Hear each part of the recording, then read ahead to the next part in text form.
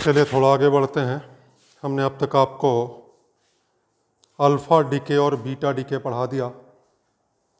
Alpha DK में क्या problem थी कि इतनी कम एनर्जी का अल्फ़ा न्यूक्लियस से बाहर निकल कैसे पा रहा है, और बीटा डीके में दो दिक्कतें थीं कि हर बीटा पार्टिकल की एनर्जी इक्वल नहीं है और उसके एंगुलर मोमेंटम का क्या हो रहा है।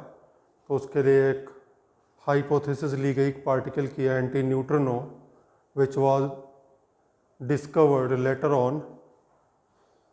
देखें गामा डीके। गामा डीके जब न्यूक्लियस से अल्फा या बीटा निकलता है तो ये न्यूक्लियस को एक्साइटेड स्टेट में छोड़ देता है। जब न्यूक्लियस अपनी ग्राउंड स्टेट में वापस आता है, लोअर एनर्जी स्टेट में वापस आता है, तो रेडिएशन से एमिट आउट करता है। अब न्यूक्लियस की जो एनर्जी है वो तो मिलियन इलेक्ट्रॉन वोल्ट होती है, इलेक्ट्रॉन की जो एनर्जी है वो इलेक्ट्रॉन वोल्ट होती है। यानी जो रेडिएशन निकलता है वो नॉर्मल रेडिएशन के कंपैरिजन में मिलियन टाइम्स एनर्जेटिक होता है, यानी वेवलेंथ बहुत ही छोटी होती है। लिखें gamma decay is the phenomena of gamma decay is the phenomena of emission of gamma ray photon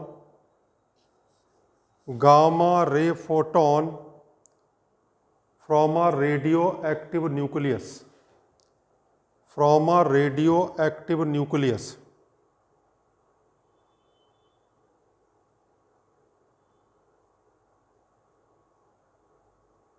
Next paragraph.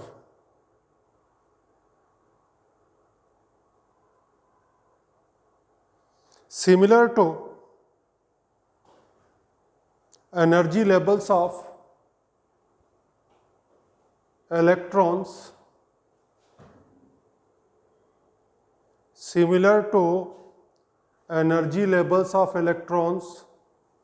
revolving around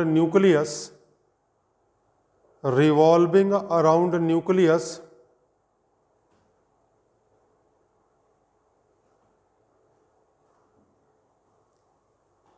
the nucleus has also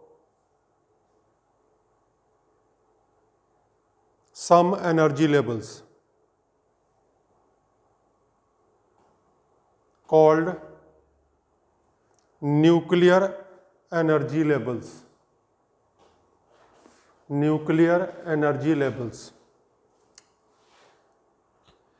Emission of alpha or beta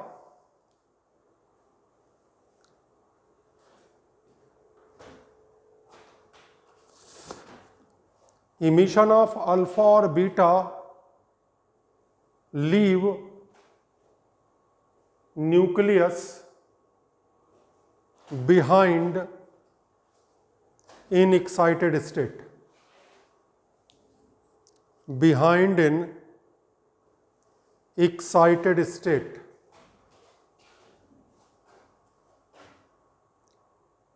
When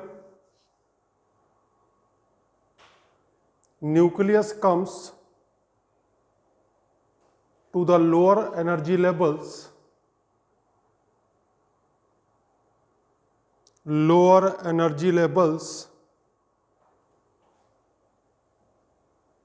it emits out energy in the form of gamma photon.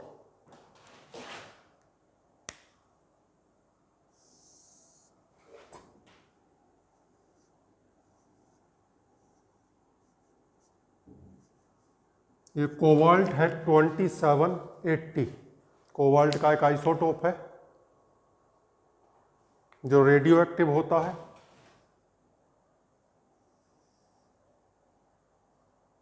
इसने एक beta emit out किया। Beta emit out करते ही ये निकल में convert हो गया।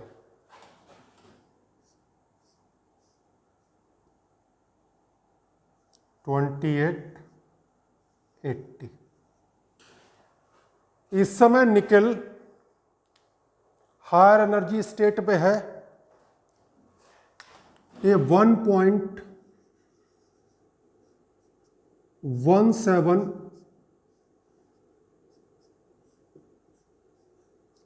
Million electron volt का एक गामा फोटोन निकालेगा और थोड़ा सा कम एनर्जी स्टेट में आ जाएगा।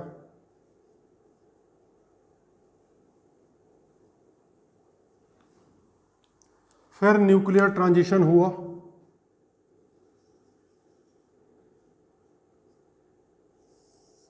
और इसने फिर एक गामा फोटोन निकाला 1.33 मिलियन इलेक्ट्रॉन वोल्ट का।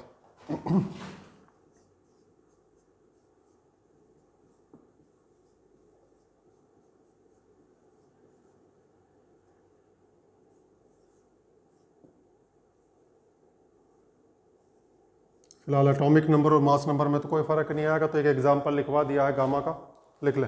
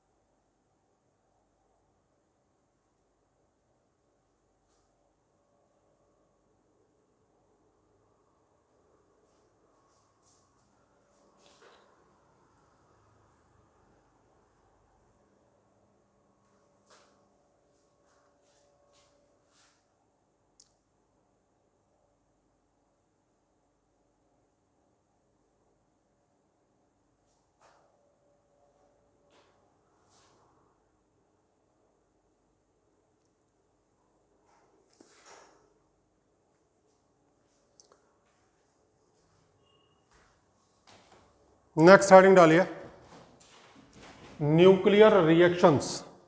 न्यूक्लियर रिएक्शंस को न्यूक्लियर ट्रांसम्यूटेशन भी कहते हैं।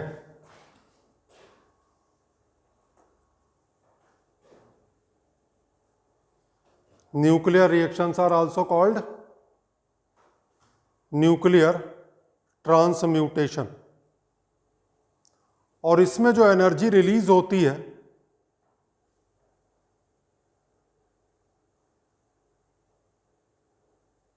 उसे न्यूक्लियर रिएक्शन एनर्जी या क्यू वैल्यू बोलते हैं। न्यूक्लियर रिएक्शन एनर्जी और क्यू वैल्यू। न्यूक्लियर रिएक्शन को लिखने का तरीका क्या होता है, मैं इसी को समझाने के लिए 4 एग्जाम्पल आपको बताने हैं, और कोई इसमें ऐसी मतलब की चीज़ नहीं है। क्या चीज़ टकराई और क्या चीज़ एमिट आउट हुई। जैसे लिथियम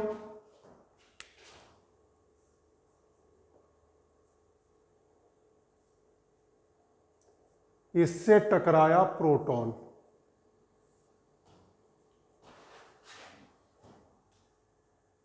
और इसने बना दिया हीलियम और हीलियम, 2He4।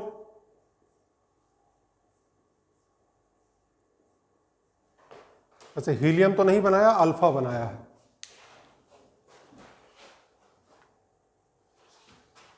इसे इस तरह से लिखते हैं, P अल्फा। टकराया प्रोटॉन,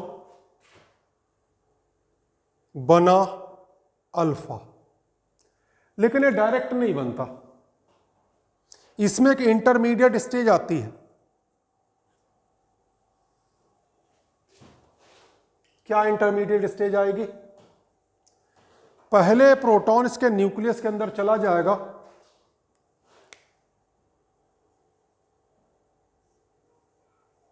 और ये बेरिलियम बनाएगा 4 8 का। लेकिन ये बेरिलियम होगा अनस्टेबल, इस तरह से स्टार लगा देते हैं, स्टार का मतलब होता है अनस्टेबल, और ये ब्रेक हो जाएगा 2He4 प्लस 2He4। ये जो बीच में बना है इसे कंपाउंड न्यूक्लियस कहते हैं, कंपाउंड न्यूक्लियस। इसे स्टार लगा के भी शो कर देते हैं और ब्रैकेट लगा के भी शो कर देते हैं। ठीक है, चलो एक एग्जांपल और लिखते हैं।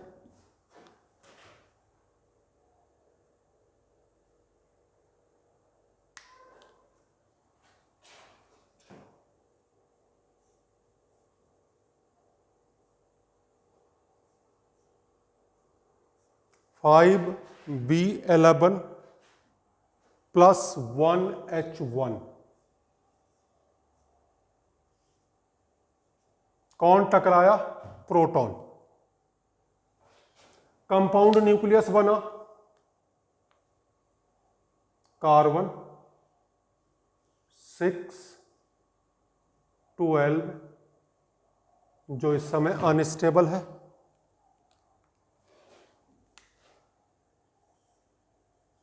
ब्रेक हुआ और इसने कार्बन का एक आइसोटोप बनाया,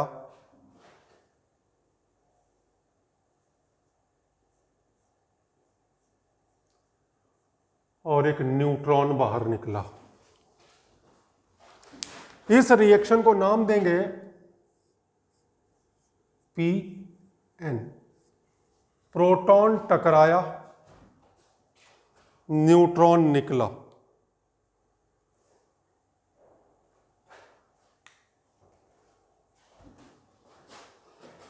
अगला देखें।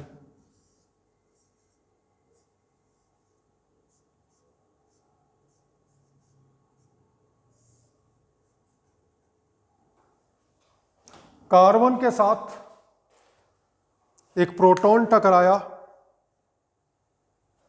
और नाइट्रोजन का एक आइसोटोप बना,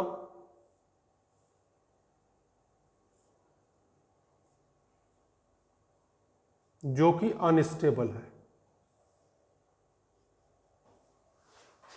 और इसे स्टेबल बनाने के लिए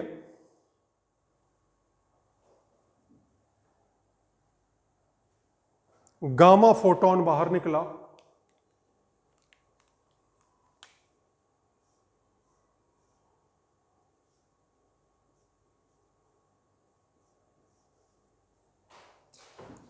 इसे हम नाम देंगे P गामा। प्रोटॉन टकराया, गामा निकला। और देख लो, चलो।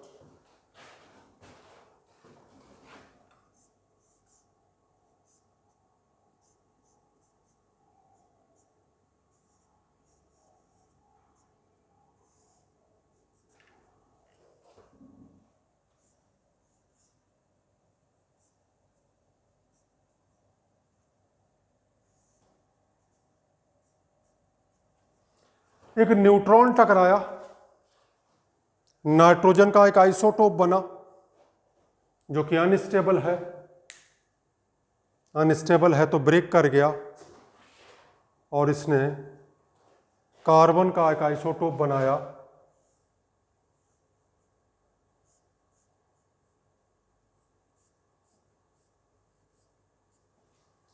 कौन टकराया यहां? न्यूट्रॉन। निकला कौन? प्रोटॉन।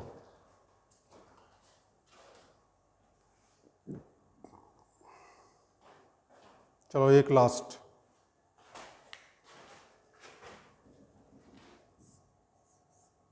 (1H2) गामा फोटोन टकराया, 1H1 बना और न्यूट्रॉन बना। यहां टकराया कौन? गामा। निकला कौन? न्यूट्रॉन। ये कुछ एग्जाम्पल्स हैं, कभी पूछे नहीं जाते। हाँ, कभी इस तरह से पूछ लेते हैं कि नेम दिस न्यूक्लियर रिएक्शन, तो नेम किस तरीके से दिया जाएगा, समझ गए? कौन टकरा रहा है और कौन प्रोड्यूस हो रहा है, निकल रहा है बाहर। देख लो ऐसा।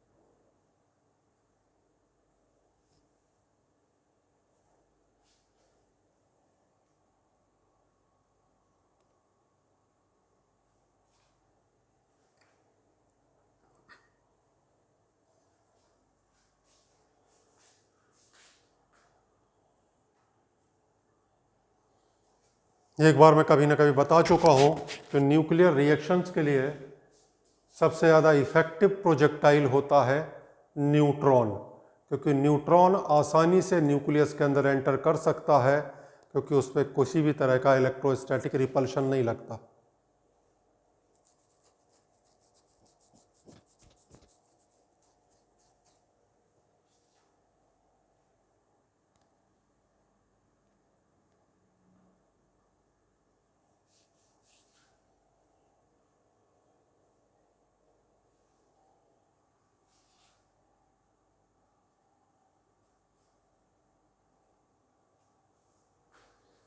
नेक्स्ट डालें हेडिंग न्यूक्लियर फिजन।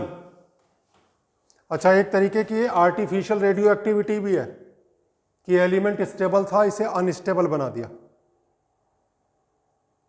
तो एक तरह की आर्टिफिशियल रेडियो एक्टिविटी भी है जिसमें एक स्टेबल न्यूक्लियस को अनस्टेबल बना दिया जाता है।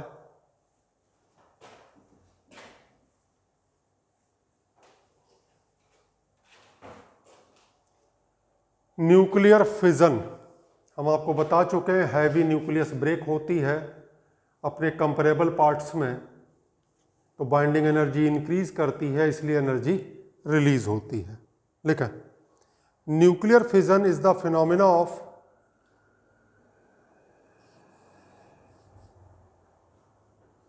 Nuclear fission is the phenomena of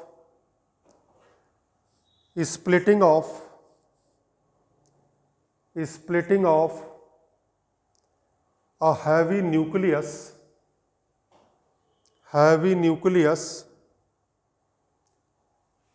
into two or more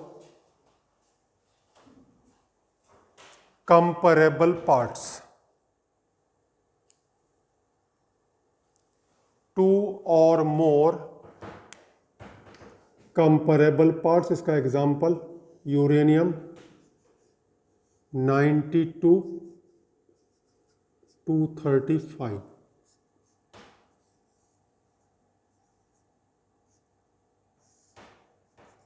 ये बन गया यूरेनियम 92 236। एक कंपाउंड न्यूक्लियस है, हमने कहा था चाहो तो स्टार लगा दो और चाहे ब्रैकेट लगा दो। ये जब ब्रेक होता है तो बेरियम बनता है, क्रिप्टॉन बनता है, 3 न्यूट्रॉन्स और लगभग 200 million electron volt energy release होती है।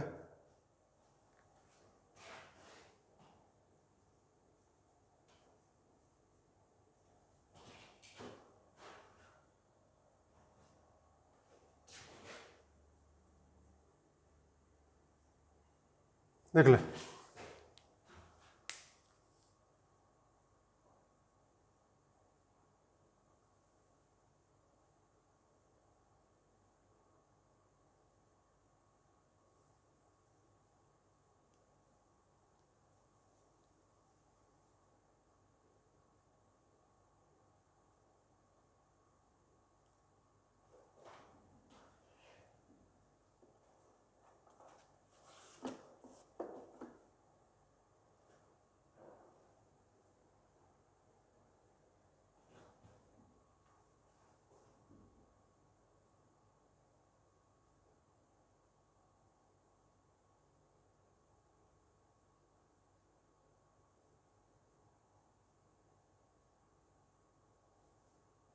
नेक्स्ट लिखा है nuclear chain reaction.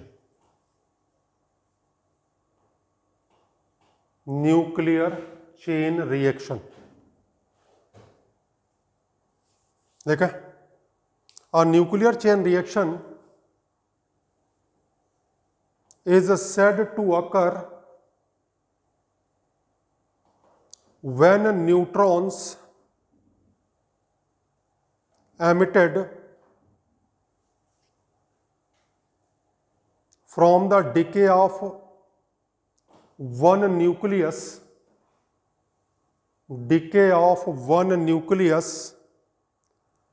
are free to initiate fission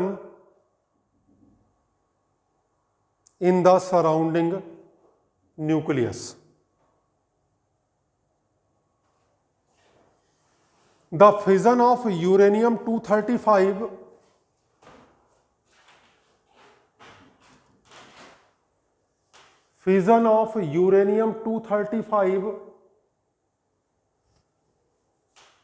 by a thermal neutron,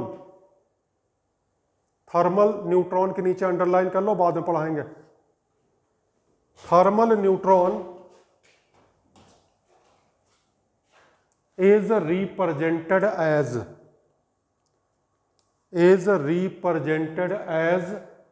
इस इक्वेशन को लिखें फिर आगे बताएं।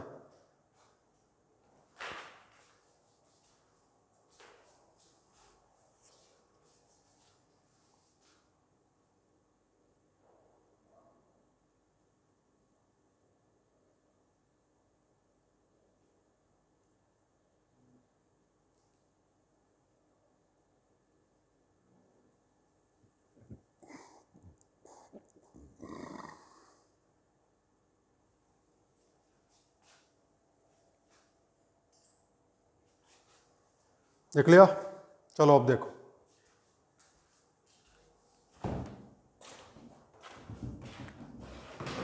एक यूरेनियम है, इससे एक न्यूट्रॉन टकराया, फिजन हुआ,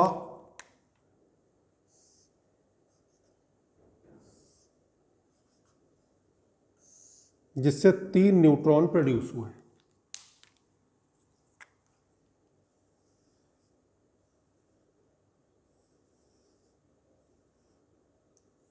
इन 3 ने 3 यूरेनियम न्यूक्लियाई का फिजन किया।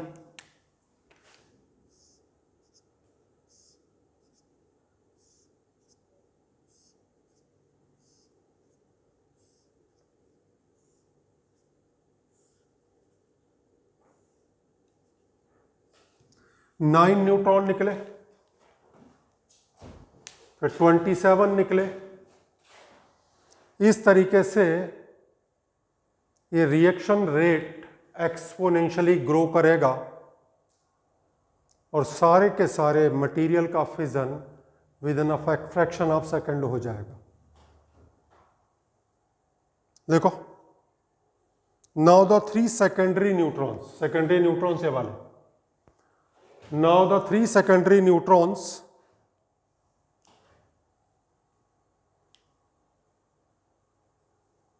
may bring about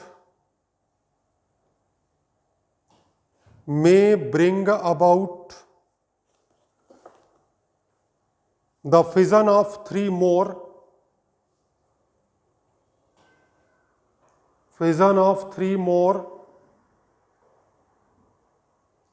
uranium-90 to 236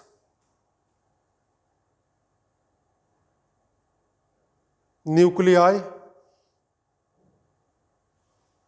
and produce 9 neutrons, which in turn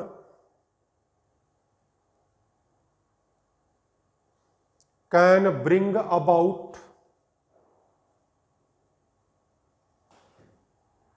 the fission of 9 uranium-235 nuclei, and so on. Thus, a continuous reaction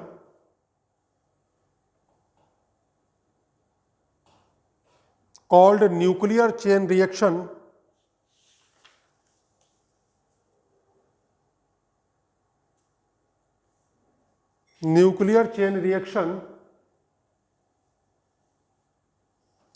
will start,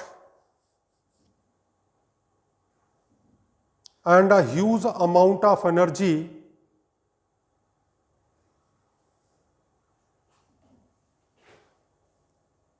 will release in a very short time. Will release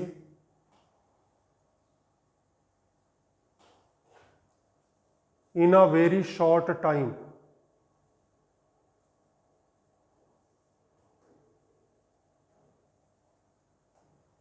This is called uncontrolled chain reaction,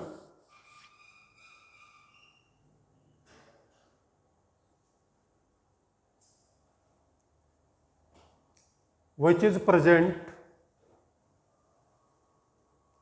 during the explosion of nuclear bomb, bracket में जिसे बोलचाल की भाषा में बोलते हैं atom bomb.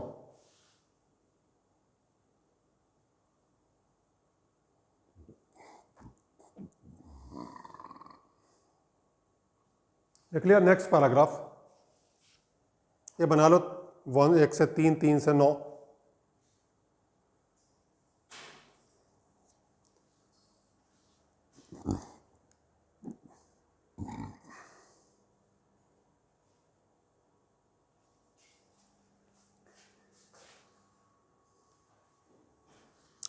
ये जो हमने बनाया है 1 से 3, 3 से 9, 9 से 27, ये है uncontrolled chain reaction. Uncontrolled chain reaction किसमें होती है? अनकंट्रोल्ड चेन रिएक्शन होती है न्यूक्लियर बॉम्ब में। अब अगर हम कुछ ऐसा अरेंजमेंट करें कि 3 न्यूट्रॉन में से 2 न्यूट्रॉन इनइफेक्टिव हो जाएं या एब्जॉर्ब हो जाएं, इन 3 में से 2 न्यूट्रॉन इनइफेक्टिव हो जाएं या एब्जॉर्ब कर लिए जाएं, तब ये चेन रिएक्शन एक कांस्टेंट रेट पे आगे बढ़ेगी, जिसे कहते हैं कंट्रोल्ड चेन रिएक्शन। और controlled chain reaction can be used for peaceful purposes like production of electricity in nuclear reactors. देखिए next paragraph. If somehow we may absorb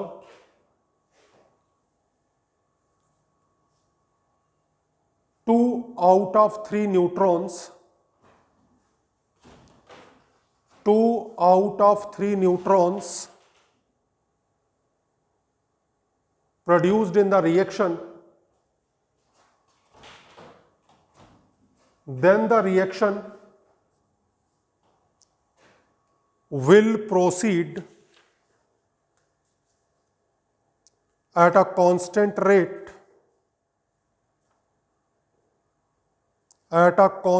rate and can be utilized for the peaceful purposes like nuclear reactor, bracket में लिख लें nuclear pile, इन्हें बोलते हैं nuclear reactor को nuclear pile, PILE।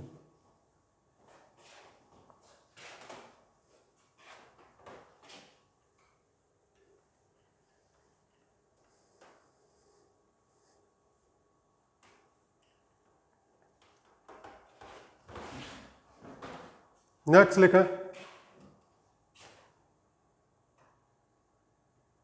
conditions for self propagating nuclear chain reaction. Conditions for self propagating nuclear chain reaction. हमने कहा एक न्यूट्रॉन टकराया यूरेनियम से, 3 न्यूट्रॉन प्रोड्यूस हुए, 3 से 9, 9 से 27। अब थ्योरेटिकली तो ऐसा अच्छा लगता है देखने में, लेकिन ऐसा होता नहीं है। ऐसा अगर हो तो जो यूरेनियम की माइंस हैं उन्हीं में एटम बम का एक्सप्लोजन हो जाए। तो कुछ फैक्टर्स हैं जो ये डिसाइड करते हैं कि न्यूक्लियर चेन रिएक्शन सरवाइव भी करेगी या नहीं करेगी।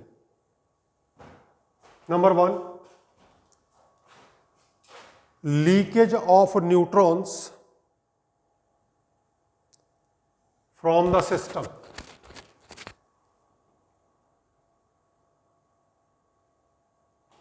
मान लिया जो 3 न्यूट्रॉन प्रोड्यूस हुए वो सिस्टम से लीक कर गए, बाहर निकल गए, तो फिजन तो वो करवा नहीं पाए। लिख लें, some of the secondary neutrons, some of the secondary neutrons produced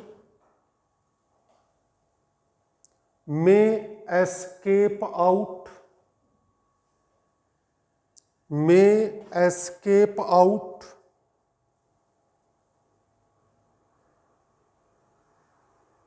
of the system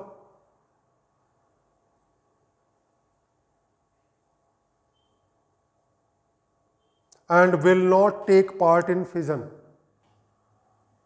and will not take part in fission. Number 2, absorption of neutrons by impurities. मान लिया यूरेनियम के सैंपल में कुछ इम्प्योरिटीज हैं, वो इम्प्योरिटीज न्यूट्रॉन्स को absorb कर लेंगी और वो न्यूट्रॉन फिजन नहीं करवा पाएंगे। Number 3, absorption of neutrons by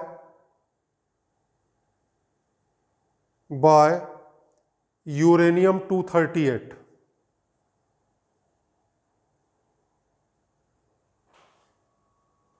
uranium 238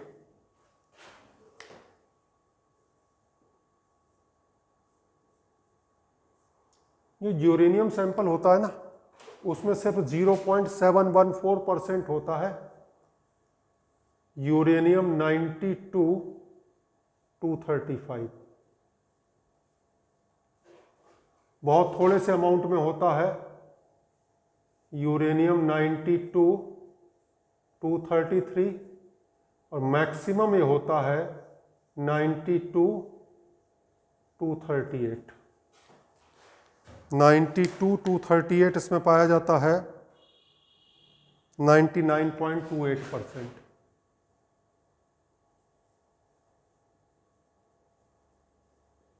और ट्रेसेस में बहुत थोड़ा सा पाया जाता है 0.006%।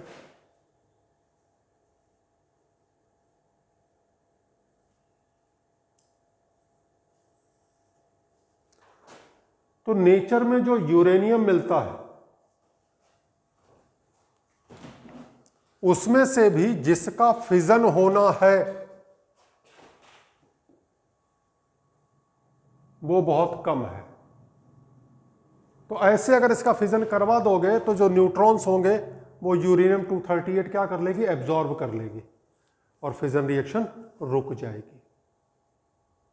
जो एटम बम बनाना होता है, एटम बम में कोई एक्सप्लोजिव नहीं होता है, इनरिच्ड यूरेनियम 235 होता है। इनरिच्ड का मतलब इसका परसेंटेज 92%, 93% के आसपास होता है। बहुत अच्छे बॉम्ब में 97% के आसपास माना जाता है। तो मेन चीज जो होती है वो होती है यूरेनियम का प्योरिफिकेशन। यही मेन प्रोसेस है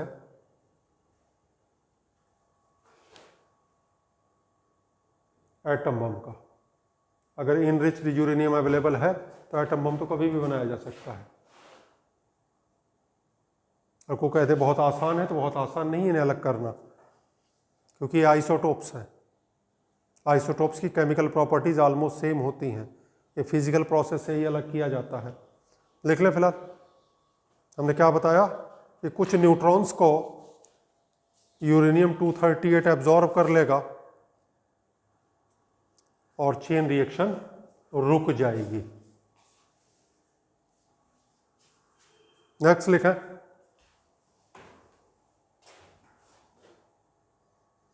क्रिटिकल साइज।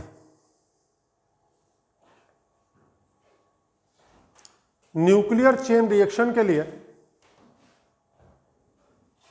फीजनेबल मटेरियल का एक मिनिमम साइज होना चाहिए, उससे छोटे में चेन रिएक्शन सरवाइव नहीं करती। लेकिन in order to have a sustained chain reaction in a sample of uranium 235,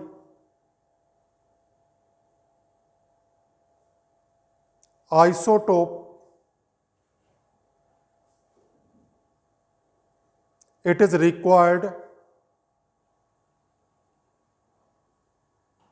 that the number of neutrons lost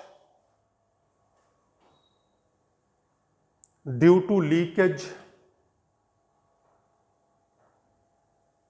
and absorption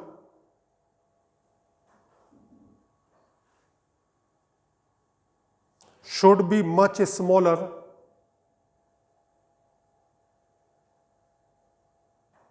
than the number of neutrons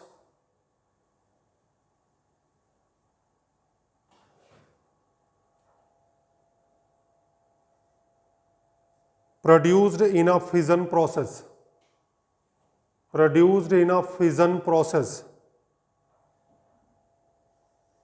This is possible if the uranium block has a size greater than a certain critical value called critical size। एक term use होता है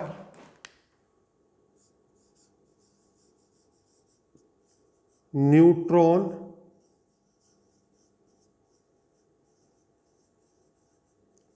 reproduction factor.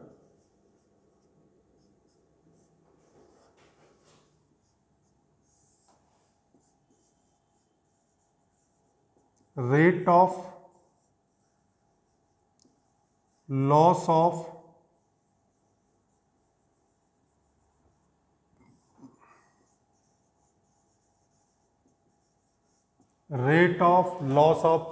Neutrons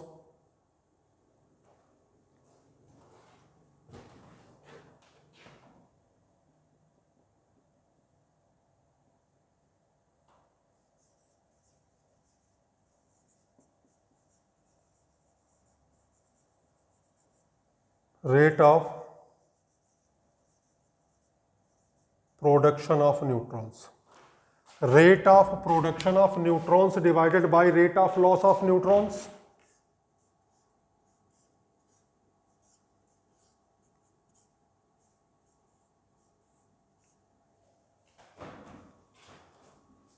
लिखें, rate of production of neutrons divided by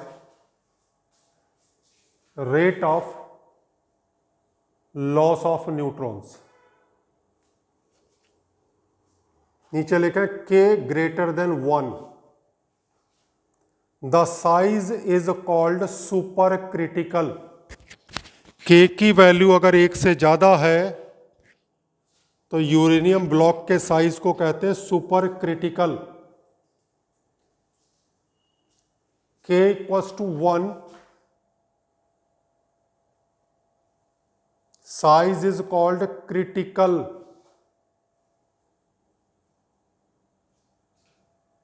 के less than 1, size is called sub critical. तो sub critical में chain reaction survive नहीं करेगी, critical में कांस्टेंट रेट पे आगे बढ़ेगी और सुपर क्रिटिकल में इसका रेट इंक्रीज करेगा। एक चीज और पढ़ा देते हैं, thermal neutrons. Thermal neutrons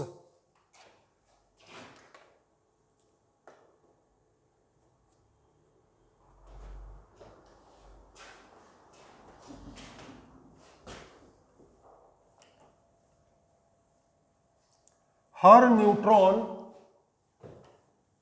uranium 235 nucleus का फिजन नहीं करवा सकता।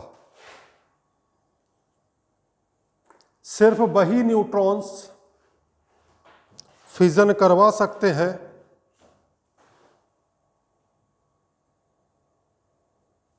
जो स्लो मूविंग होते हैं, और ऐसे स्लो मूविंग न्यूट्रॉन्स को थर्मल न्यूट्रॉन्स कहते हैं।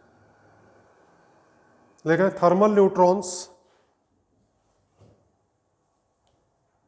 Are the slow moving neutrons, bracket में लिखे एनर्जी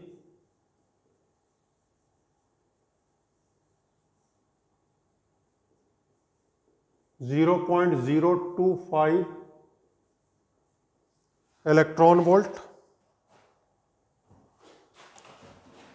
स्पीड 2.2 किलोमीटर पर सेकंड। देख लें, thermal neutrons are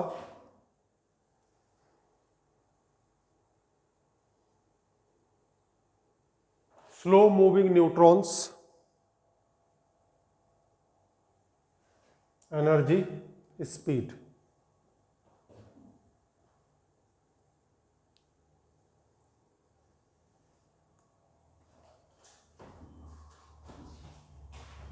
This is the speed of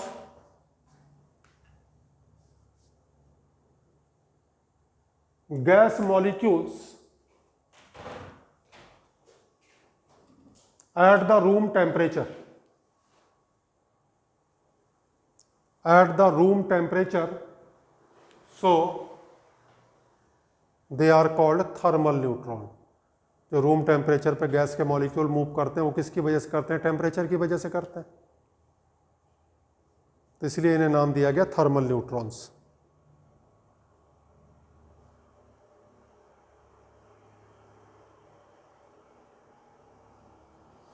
अब जो यूरेनियम के फिजन से न्यूट्रॉन्स निकलते हैं उनकी एनर्जी बहुत ज्यादा होती है, वो होते हैं हाई एनर्जी न्यूट्रॉन्स। उन्हें स्लो करना होता है, तो स्लो करने के लिए हैवी वाटर का यूज करते हैं या ग्रेफाइट का यूज करते हैं, और इन मटेरियल्स को कहते हैं मॉडरेटर। लिखा secondary fast neutrons, secondary fast neutrons are made to pass through substances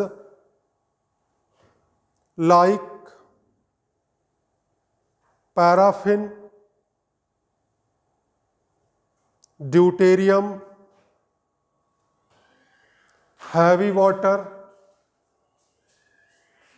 और ग्रेफाइट। ब्रैकेट में लिख लें called moderator. These materials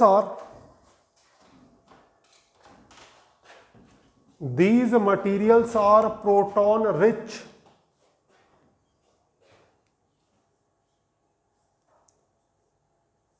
when fast moving neutrons make elastic collision with these slow moving protons, comma, these neutrons get slowed down। 11th class की एक चीज याद होगी जी, हमने पढ़ाया था कोलिजन में, ये दो बॉडीज हैं, दोनों के मासेस बराबर हैं, इसकी वेलोसिटी है v1, इसकी वेलोसिटी है v2। तो अगर इनमें इलास्टिक कोलिजन हो जाए तो पहले वाले की वेलोसिटी हो जाएगी v2 और दूसरे वाले की वेलोसिटी हो जाएगी v1। याद ध्यान ना हो तो कॉपी खोल के पढ़ लेना, दियर वेलोसिटीज आर इंटरचेंज पढ़ाया था।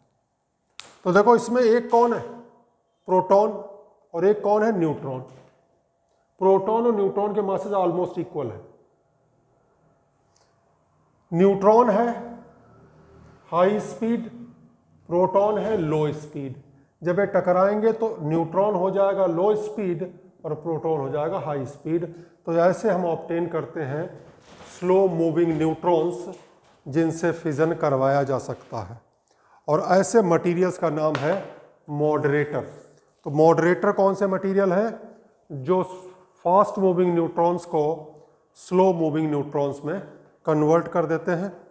ठीक है, तो दो लेक्चर इस पे और बचे हैं, एक तो न्यूक्लियर रिएक्टर है, एक न्यूक्लियर फ्यूजन है। ठीक है, क्वेश्चन कुछ खास बनते नहीं, 2-3 क्वेश्चन कुल बनते हैं न्यूमेरिकल के, वो इसमें करवा दूंगा आपको।